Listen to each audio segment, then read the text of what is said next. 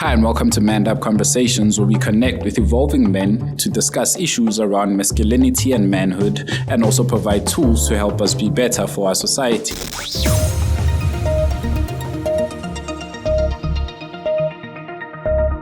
Peace and blessings. Welcome to Manned Up Conversations. My name is Khaukhelo Haviani. It's been a bit of a minute since we connected over here. I want to firstly thank you for tuning in. If you're new to this platform, welcome. If you've been on the journey with me for quite a while, it's been a minute, man, and I'm grateful to do this. I hope everything you've been working on in your life has been going well for you. I hope the plans you've been praying and hoping for will manifest for you when the time is right. I hope that you are healthy. I hope you're in good spirits. And if you're not in good spirits, I hope this message, although harsh, will give you something to think about.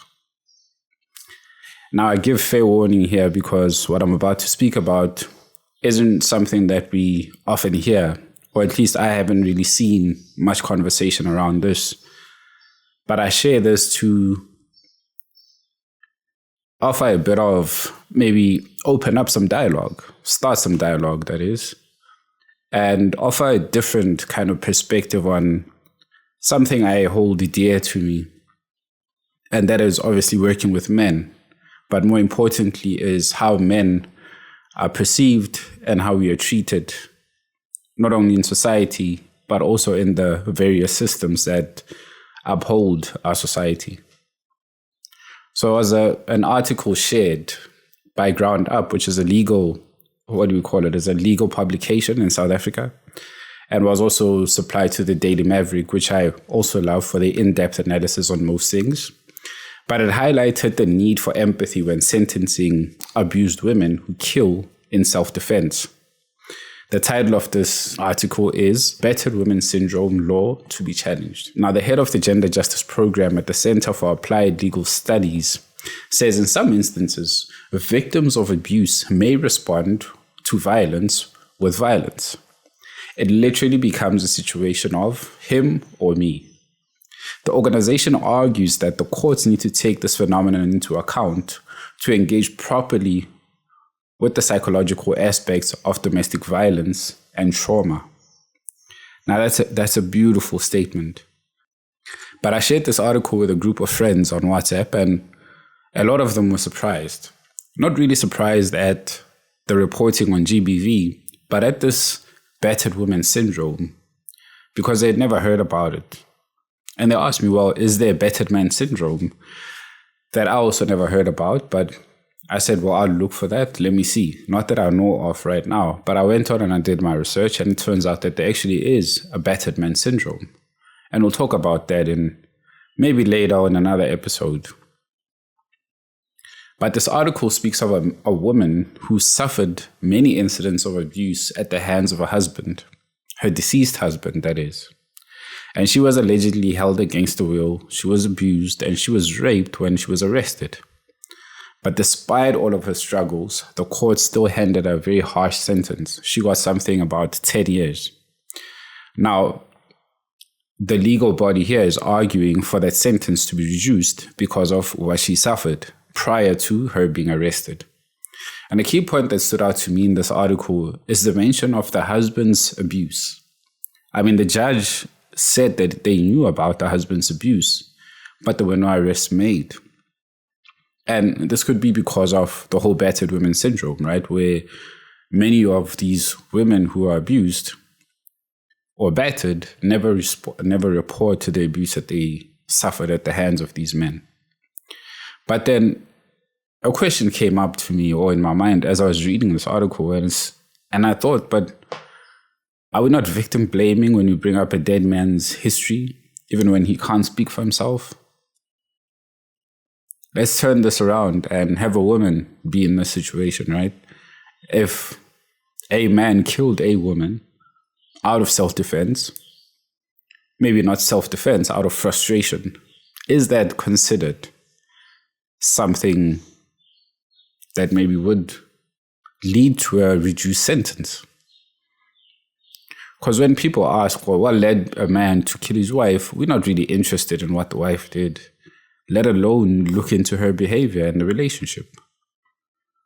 We just want justice for the deceased, right? We don't ask any questions. And if we do ask questions, those details never really make it to the public domain. Those are kept in the court or in very private settings. So then this legal recourse being sought out by the Center of Applied Legal Studies seems to add to the gender empathy gap that many male perpetrators and victims of abuse and violence experience in the legal system. And I may be wrong for saying that. However, the framing of this article only speaks to women. So if there is a battered man syndrome, then should we also take that into account when we arrest men who kill in crimes of passion?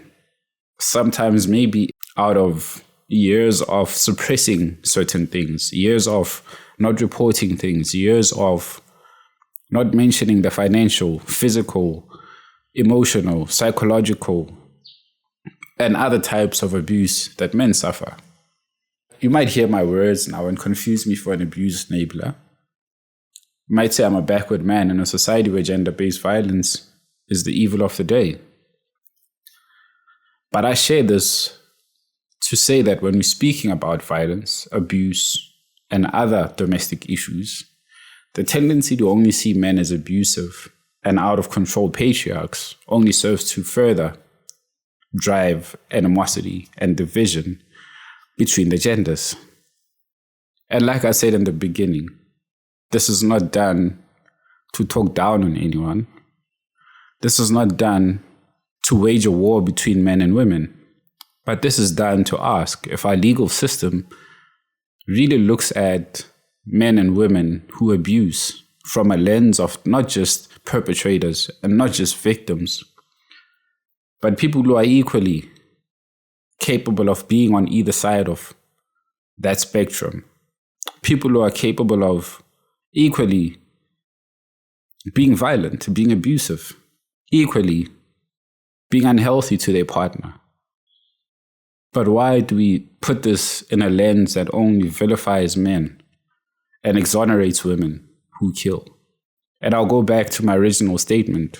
This is a very hard topic to think about. This is a very hard question to ask. And this is also done with empathy for people who've experienced abuse. To put it even clearer, to women and men, children who've suffered abuse. People who are now behind bars and they've never had their day in court, or even if they did have their day in court, their case was never really heard from both sides of that story, where they were vilified.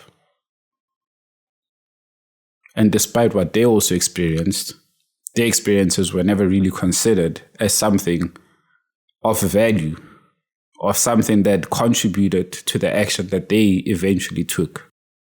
And I mean no disrespect, but I ask kindly and respectfully, does this legal system consider men? Does this legal system only serve to vilify men? Or maybe to punish men? And are these men being punished for the crimes of other men who are not being arrested? Other bad examples in the country that when we do catch you, we need to make an example out of you so that the rest of the bad apples know and see what happens to people who go against what the society is trying to build.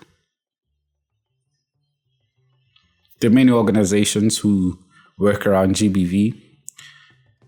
There are a lot of students who are studying gender. There are a lot of men who are involved in this work.